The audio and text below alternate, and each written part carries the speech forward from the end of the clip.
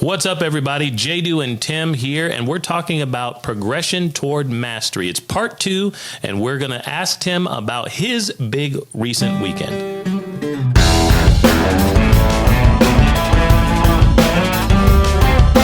When you think about lifetime growth, what comes to mind?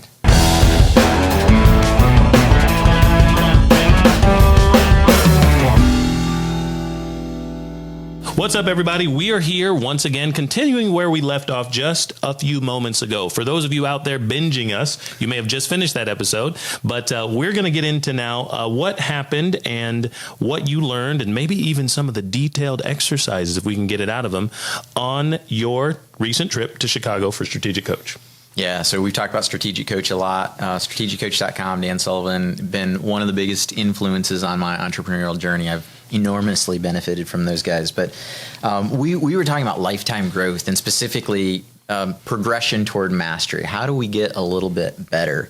And it was a fantastic session, probably the best session I've had at Coach. I go once a quarter. But you've said that before. I have said it before, but this was better. This was better. Level up. That's what it's all about. Okay. So we were spending a lot of time talking about lifetime growth. And I think one of the opening questions of the workshop was, what does lifetime growth mean to you? So I'm going to pose that question to you. I didn't prepare you for this. Okay, here we go. When you think about lifetime growth, what comes to mind?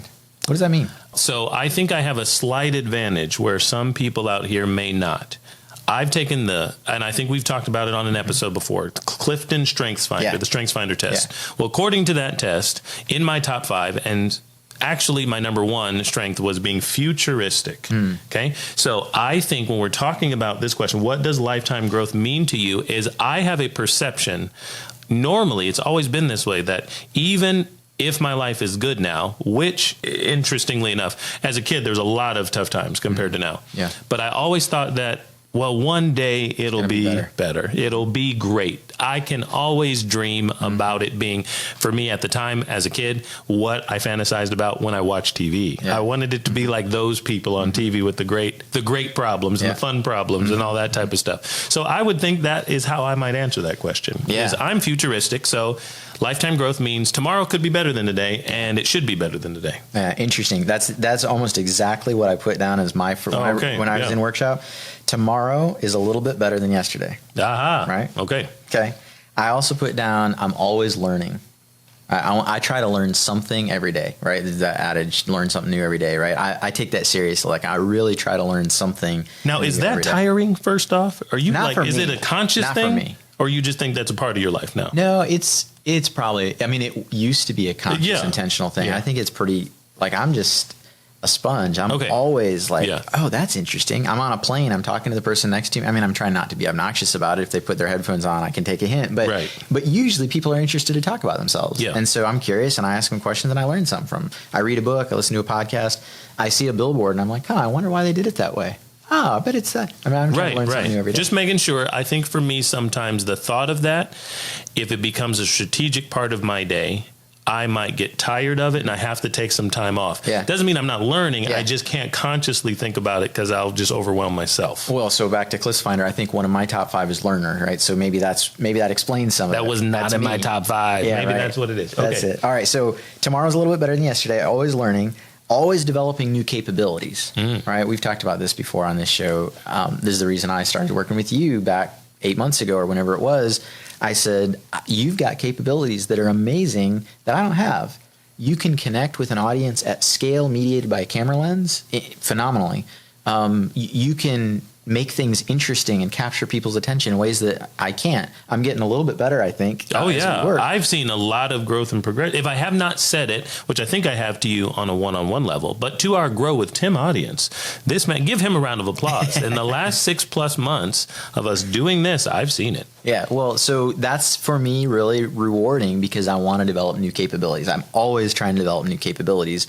And like intentionally doing things that I don't know anything about that subject, but I'm going to figure it out and develop a new capability. So that's part of lifetime growth for me. Okay. Number 4 is I never want to be bored. Right. So that's part of lifetime growth is if I'm growing, I'm not bored. Okay. Now, in the age of the cell phone, is it even possible to be bored? That's a good question. It completely changed in our lifetimes. Yeah. There's no more waiting room drama. If I have to wait for my tires to be rotated, I got my phone. Yeah, that's true. So that's a really interesting point. You're right. It is very easy to be always entertained. And I think, don't get me wrong, I like my fair share of entertainment. Yeah. But I try to be intentional. It's not just about being amused, because amused means lack of thinking. Right. At the core, that's the word. Amusement is amused. That's right. Yeah. Not thinking. So I want to be, quote unquote, entertained. I don't want to be bored. I want to do two birds with one stone. I want to be entertained and I want to be educated, right? I want to develop a new capability. I want to learn something. I want to get better at something. And that for me is entertaining. It's fun. It's stimulating. It's interesting. Mm-hmm. And so I can be entertained and do something, Okay. Hopefully. All right. And then finally, I want to be constantly expanding my impact and my value. So not just creating more value for myself, but for my family, for my friends, for my customers, for the companies that I work with. I want to be always expanding my impact and my value. And that for me, that defines lifetime growth, right? Okay. Yes. A little bit better than yesterday. Tomorrow is always better than yesterday. I'm always learning. I'm always developing new capabilities. I'm never bored, and I'm constantly expanding my impact. Very good. Value. So, how long did it take you to write that down? Sometimes in those types of environments, for me, I've experienced a writer's block. I think I'm a good thinker, but maybe I'm not able to pen it well. So were you able to do that, or maybe you've learned that over the course of 10 years of coach? Like, that's exactly. Let's get some ideas down here. Let's move forward. When I started coach, an exercise like this, I would have stared at this page. The session was over and I didn't have anything written down. Right. I remember the first time, this was probably 10 years ago, I scheduled a day for strategic planning. I didn't schedule a full day because I was scared of that. I scheduled a 4-hour block. Okay. And I went somewhere out of my office and I took a legal pad and a pen. Okay. And at coach, they told me, you got to think and you got to have time for this. Get out of the office. So just I went, just me. Okay. And I'm going to strategic plan. All and right. I sat down and I said, what the heck am I going to do for 4 hours? Right. How am I going to create? I've got no phone. I'm not doing work. I'm just thinking for 4 hours. Very uncomfortable. Now I love this. Okay. I've learned that skill. Yes. This took me 90 seconds. Wow. Okay. I've got some leveling up to do, but yeah, sure. That's a capability. Okay. All right. So I think lifetime growth, just the exercise of thinking through what does lifetime growth mean to me.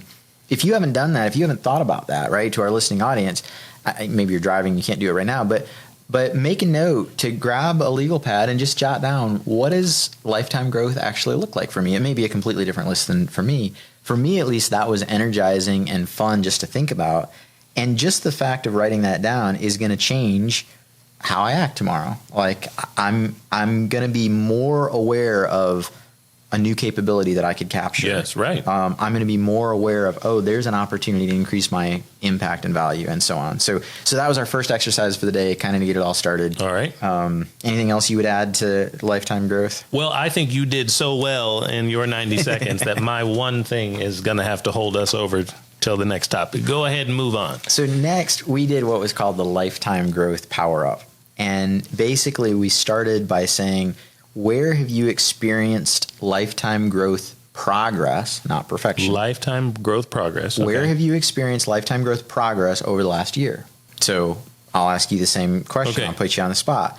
For me, the outside looking in, you've grown enormously in the last year. You've started several new things. Right. You've done all kinds of stuff. So, how would you say you've experienced lifetime growth? So I'd say progress? in this context, two things happen. One is, there's a combination of them all, but a couple things happen. One is, over the course of this last 9+ month, we have a 1-month-old this week. Yeah, so I realized, thank you. So I realized, of course, there's nothing like having a growing family that sets you up for a little different thinking. Yeah, right. So there's progress. New responsibilities. Right.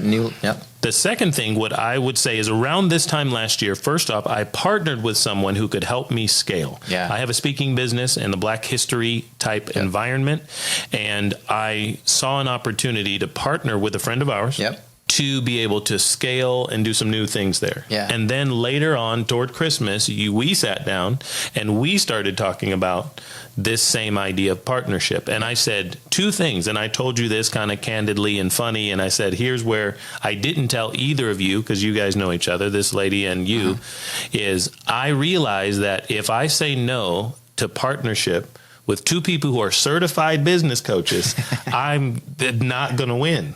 So it doesn't matter what the opportunity is. I think it's, Richard Branson who says, if someone gives you an opportunity that's good or you like the idea but don't think you can do it, you still say yes.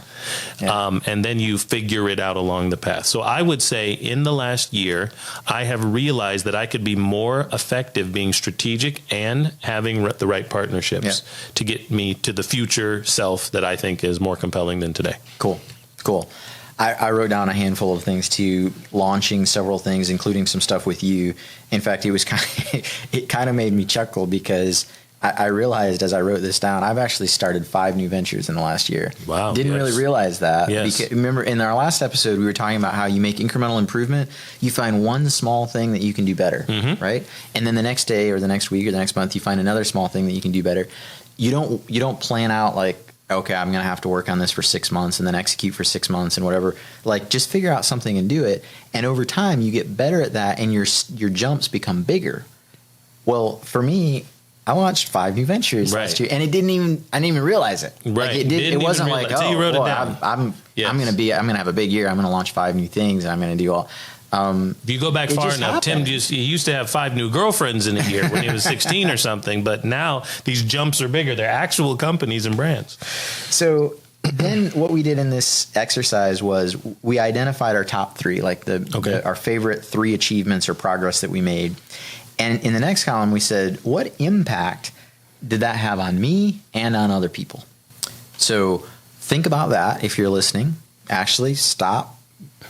Insert uncomfortable silence here to our editors. Don't cut out this silence. We're going to have some uncomfortable silence while you think about what have you achieved and what impact did that have for yourself and for other people. And then, what's the next step? How can I expand that impact? How can I grow not the audience, but the opportunity, the impact, the results, whatever it is that you achieved? You've done something cool, valuable in the last year, I'm sure. It may not be launching 5 new companies. Maybe it's that you achieved something big at work. You launched a new project. I don't know what it was, but figure out what impact that had and then say, how can I expand that? So, for example, Jeremiah, you and I started this Grow with Tim experiment now 6 or 7 months ago. Yep. And I said, you're going to help me. I'm going to post a video every single day on either TikTok, Instagram, LinkedIn, somewhere. And I'd posted like 3 videos in my life prior to that. I don't know. Yeah. But I'm going to try to figure out valuable things to say that are going to be not just talking about myself or selling something, but we're going to try to come up with valuable things to say and build this audience and give away this stuff, do it one and build that new capability. And as we did so, we did certain things. I didn't have time to do that, and you didn't either. So we built a team, right? We hired some people in the Philippines. We worked with people locally to record, to edit, to produce, to write, to post. Everything. And we got a pretty good system. We do, yes. Like we spend, together 60, 90 minutes in the studio once a week. And the rest is pretty much magic at this point. Like there are a lot of people working really hard, don't get me wrong.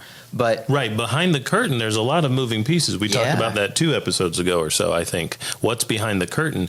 But the other interesting that I have to interrupt and say is I think when I suggested to you that if you want me to coach you and help you with social, one of the first things that I suggest is daily posts. Yeah.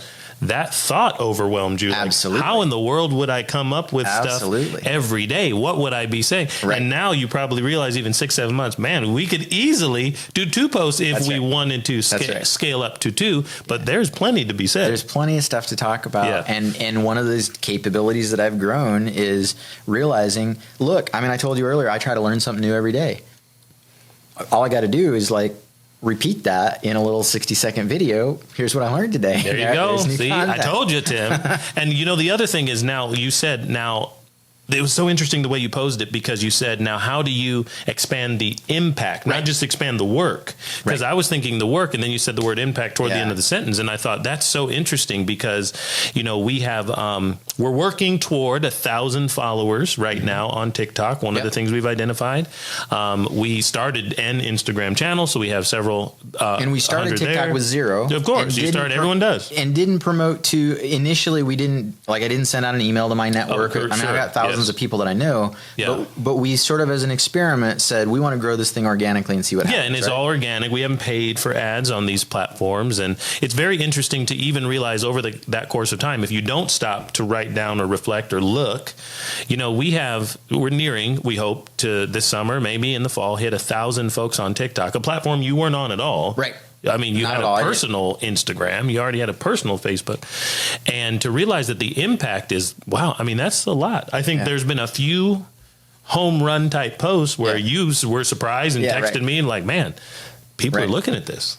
So I think on TikTok, as one example, I think we're at somewhere around 800 followers or something, which is not a big number. Some of you have much bigger numbers. I didn't say the number just in case you didn't want to say it, but that is correct. No, I mean, again, we tried to grow organically. We haven't spent any money. It's just people that say, wow, that's really valuable. Most of these people don't know me. Correct. Right? They just say that was valuable content. I'm going to follow that person. So we're about 800. And I think all told, if we look at total impressions now from January to June, half a year, we're somewhere we're close to 500,000. We've got to be, sure, yeah. And that's pretty amazing. You've got a 37,000 impression TikTok post. Yeah, so 2,700 likes, so it's just expanding the impact. I realize that, we are doing valuable work. If people are thinking that this content is valuable, we obviously think that there's redeeming value in going back and learning these things that we're saying. That, even the impact is hitting me in a different way when you say it like that. So we're chasing rabbits. They're interesting rabbits, at least to me. But the point that how we got going down this trail is you and I started this thing. I wanted to build new capabilities, uncover new opportunities, learn some new skills. And as we build out the team and the systems and the processes and the technology and whatever, what we realized was, shoot, we've got this capability now. So how do I expand my impact? I bet there are a lot of other thought leaders and entrepreneurs that have a valuable message to deliver. They just don't know how to do it. They don't have the infrastructure that we've built. Why don't we basically give this tool to these people, right? So now we're working with people that have valuable things to say that now can use our team and our systems and processes and your coaching to basically automate and deliver, simplify the delivery of that message so that they go from an audience, this big. Yeah. You can't see this if you're listening, but a little audience to a big audience. But you see how Tim accidentally stumbles into starting businesses. See, exactly. I didn't say those things to him. He said, you know what? Halfway through one of our first conversations, I believe it was our second, you know what? There's probably an opportunity to do some business here. So this is an example of, that was one of the things I wrote down. What was achievement? Well, we started this Grow with Tim thing, and we're getting real traction. 500,000 impressions, growing follower count. All told, there'd be a few thousand followers across the different platforms. But TikTok is one that we identified. We're starting from 0, and we want to see what we can do organically. But the expansion now is take all those skills that we've identified and turn it into a business. Which, by the way, if you're an entrepreneur, you're listening to this, and you have gotten good at something that's like an internal process, think about, could I spin this off, this intellectual property? Maybe I've got a really great employee train. Maybe I'll own a lawn care company, and I've gotten really good at training my people around how to safely operate equipment. Guess what? There are a lot of other landscapers out there that have teams that need what you have. Maybe that's a new business for you. Yeah. Maybe, there could be all kinds of ways that you could spin off things. I met a guy a few months ago out in Las Vegas. We talked about that on a previous episode.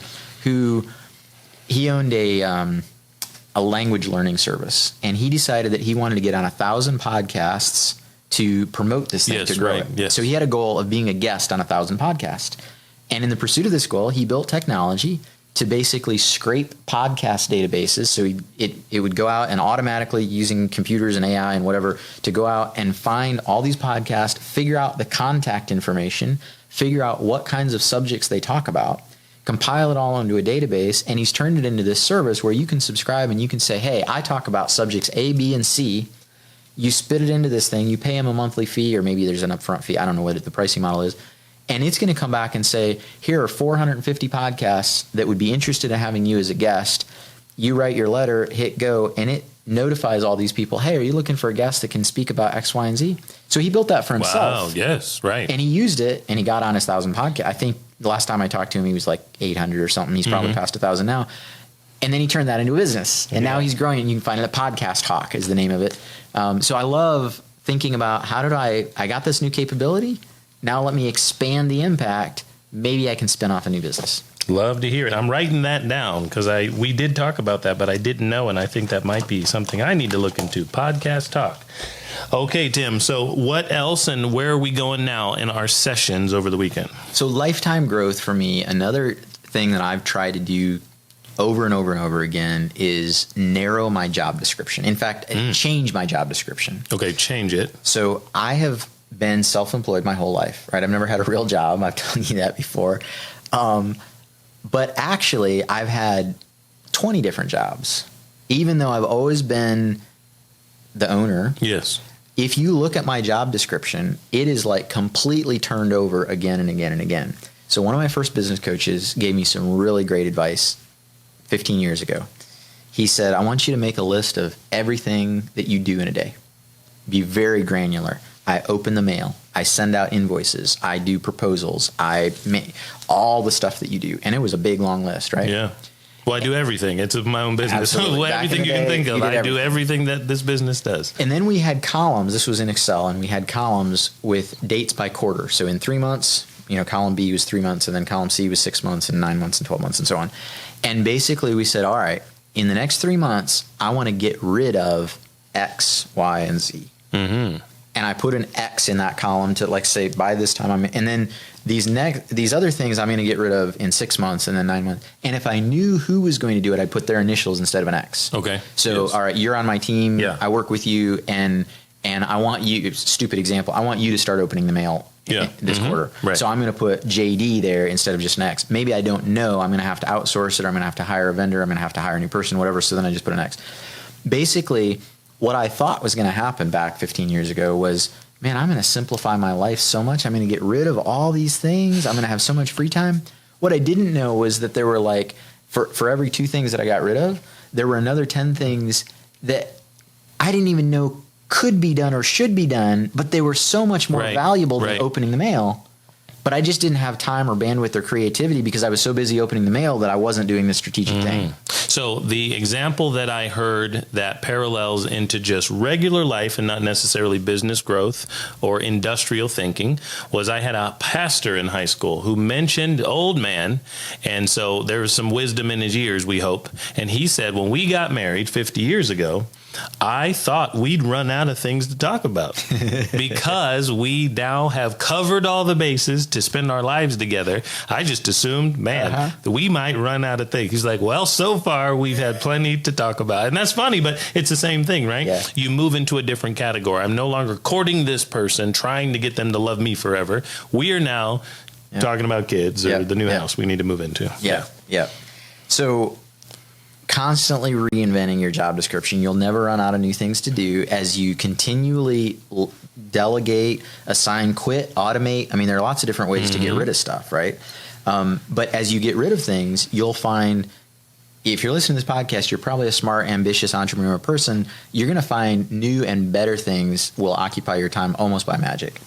So for me, I've reinvented my job description a number of times, but now what I'm really focused on is how do I narrow it to only the things that I love to do and I'm really good at.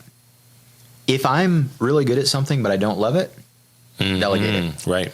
If I really love something but I'm actually not very good at it, maybe that's a hobby.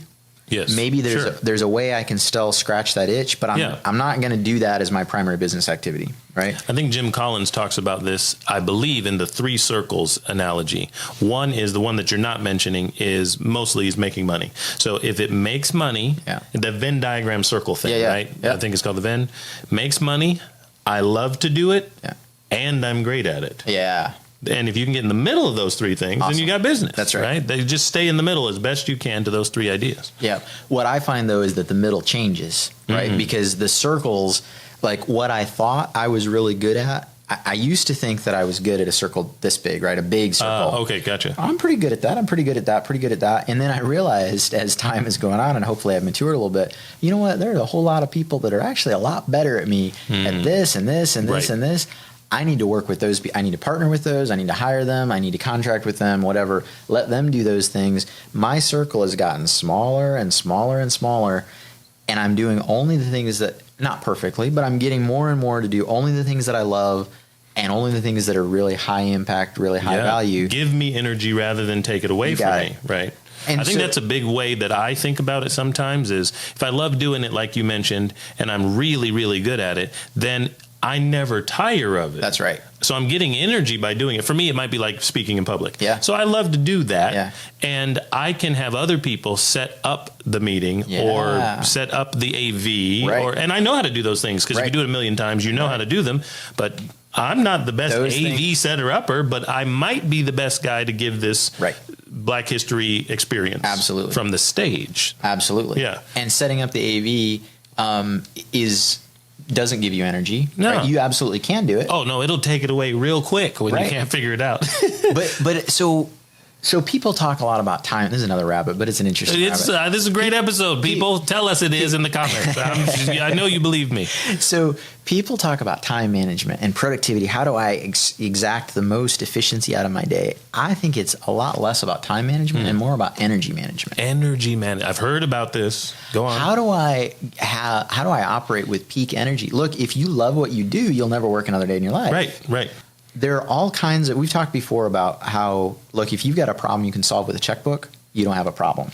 I love that idea, right? If you've got a problem you can solve with a checkbook, whatever it is this frustration, irritation, it's holding you back, it's preventing which we talked about you realizing you could leverage the checkbook last episode. You got it. Okay. So if you can solve a problem with a checkbook, just do it. And what you'll find is it's not that, oh man, I've spent all my money. It's that you've unlocked that new energy, new ambition, new vision, new clarity, new creativity. You're going to go out and find ways to create a lot more value than what you gave up in the form of a check. Right. For you, absolutely, you can set up your own AV, you can set up your camera, you can set up your mic, you can set up the stage, you could do all the marketing and promotion, and you'd be awesome at all that stuff. But at what opportunity cost? So I'll tell you, number one is I don't have any time to go get new gigs because if you're doing something like a theatrical show, which is what I do, you can't do two at once, right? So that's actually going to take my time and energy. But I love doing it, and I really think I'm great. A lot of people do too, if you want to look that up. And the second thing is... so shameless plug, where do I find that? Yeah, so One Voice Show, spell it out, onevoiceshow.com. Yes, ONE and Voice Show. Learn a little bit about what I've been doing for about 11, 12 years. The second thing is that it's a lot more efficient if other people just set it up for you, and I can go impact a lot more people faster. Yeah. And what you may or may not be consciously aware of is that the energy that's unlocked by not having to do all this setup. Yes. I'm sorry. I said I spoke incorrectly because the energy it's taking away, you do realize that if JDew's about to go on stage this past weekend in Washington, D.C. for a corporate group for Juneteenth, we're in that weekend right now, if the AV's not working well or there's a technical problem to set up or there's new people to meet and handshake and figure out why we didn't get the files to them earlier, you do realize that I don't have any concentration going into actually performing now because I was just talking to Jimmy in the back and we're trying to get the thing right and whatever. So I need to come out as Martin Luther King and I'm like, wait, what's the first line? Yeah, I have a dream, but and you're just not ready. You've taken your energy away from what you're great at. Yeah. So I think we're talking about lifetime growth. One of the things that you do is you narrow and narrow and narrow and then narrow again your job description, work on the things that you're awesome at and that give you energy, you're passionate about, you love to do, and delegate, automate, systematize, eliminate everything else.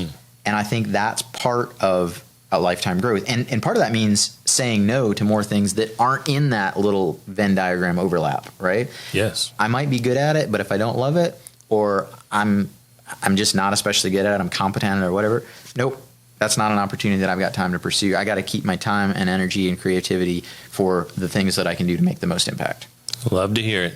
I think I need to utilize this maybe in a physical Venn diagram. Yeah. more often and get those calls and emails and opportunities in my mind, but then weed them through, run them through that filter, visual filter. Am I good at it? Do I love it? And in many cases, can I make money at it? Now, you and I are both involved in nonprofits and ministry things. Yes. And it's not always about making money. Of course. Maybe other motivations as well. But in business, you've got to think about the point is to make money. But in impact in the world, we've talked a lot about the word impact, which leads us to something we haven't introduced yet on this show. But that word impact, of course, impact can be kingdom focused, as we might say as a Christian person. So one more thought about that. Don't let it stop with just you, the business owner, the entrepreneur. How can I extend that same mentality to my team? So one of the ideas from this last week at Strategic Coach that I got that I just thought was really cool.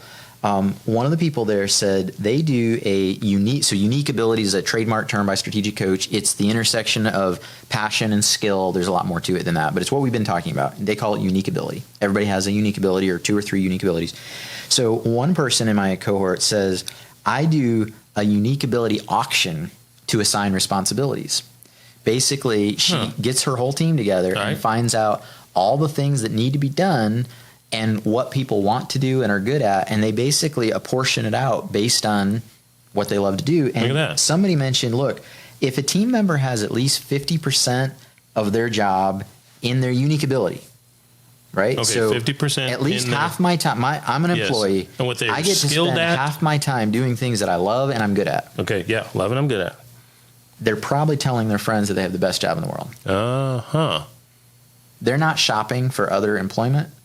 They're not always they're evangelists for you, because most people can't say that. Most employees can't say, I used love to work my at job. the grocery store. That's not what I would have been saying. Right. Yeah. But if you got to do things that you love and things that you're good at, and you're always getting better and you're drawing energy, you're going to be shouting from the housetops, I love my job. Right. So how can you take time periodically to ask people like, hey, what are your 3 favorite things to do? What are your 3 least favorite things to do? Oh, look, 2 of your least favorites overlap with 2 of your favorites. Hey, let's swap jobs. Okay, Sam, you're going to start doing this. Sue, you're going to start doing this. You're going to flip-flop jobs. Guess what? Everybody got happier, and the work quality probably went up. The quantity went up. My satisfaction went up. Everything's better. Right? So don't just stop with you. Help your team also level up, lean into their unique ability, redefine their job description. It's part of lifetime growth. Love to hear it. I got one more concept. One more. Here we go. Progression of mastery. What's our last concept of the episode? This is a concept also from Coach originally it was called the entrepreneurial ladder. Okay. And it basically talking about progression. We've talked a lot about leveling up. I've told you about Roland Frazier and his 5 exits, how you exit the line, then you exit the staff, then you exit the org chart, then you exit the board, and you exit the cash, and you basically keep promoting yourself, and you change, and I love that concept. Coach says you move from productivity. So first of all, you've got to figure out how to manage yourself and be productive and be impactful. Then you work on profitability. So this is how you refine your customer base. You're working only with profitable, valuable, fun clients. You're improving your cash flow. You're investing.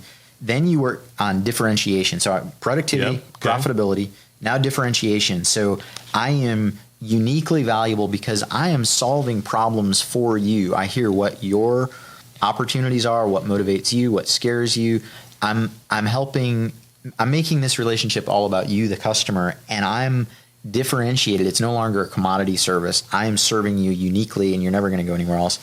Then I moved to innovation, where I bring creativity. I build unique processes. So like we're kind of doing this with Impact Avalanche. We talked earlier about how we've exported our systems. Yes. We've got this team offshore doing awesome work.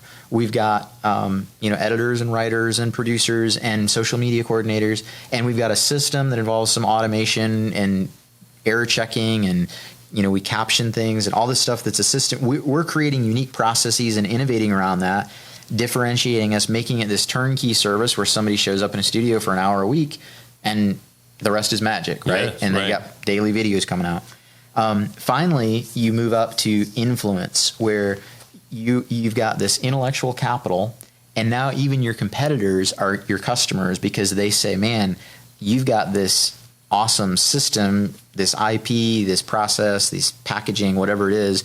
I want to learn from you. And now you're like consulting for your industry, telling your former competitors how to get better. So I love this as a framework for thinking about lifetime growth. How do I grow as a bit? First of all, I got to master my own personal productivity habits. Then I've got to figure out how to maximize cash flow and profitability. So I've got more resources. Then I've got to differentiate and make sure that it's all about my customer and I know who my hero target is. Like, who do I want to be a hero to? I'm differentiating. I'm no longer a commodity. Then I'm innovating and sort of patenting those processes. And ultimately, I'm influencing not just my customer, but my entire industry. Look at it. Love it. So lifetime growth, there's always something big. There's always a bigger game to play. And, you know, somebody said, if you're not growing, you're dying. Yeah. I want to always be on the growing side of that equation. Mm-hmm. And frameworks like this, being in those rooms like Strategic Coach, help me to always think about, okay, how can I play a little bigger game tomorrow, enjoy a little bigger reward, influence, create value for a bigger audience in a bigger way. Don't be complacent. I don't mean be discontent. I want to be content with what I have, and I want tomorrow to be a little bit better than today. Love to hear it. Well, there we have it. We've got the formerly the ladder. You were saying the entrepreneurial ladder. Okay, ladies and gentlemen, there was our progression of mastery in our part 2, culminating Tim's great weekend with Strategic Coach. So that's a shameless plug for all of you to look into that. And by that, I mean me. I need to get in there and I need to grow with JDew. That's what's next for me. Looking forward to taking that time to talk you through what I've learned over the course of my first weekends, whenever that comes. Thanks, guys.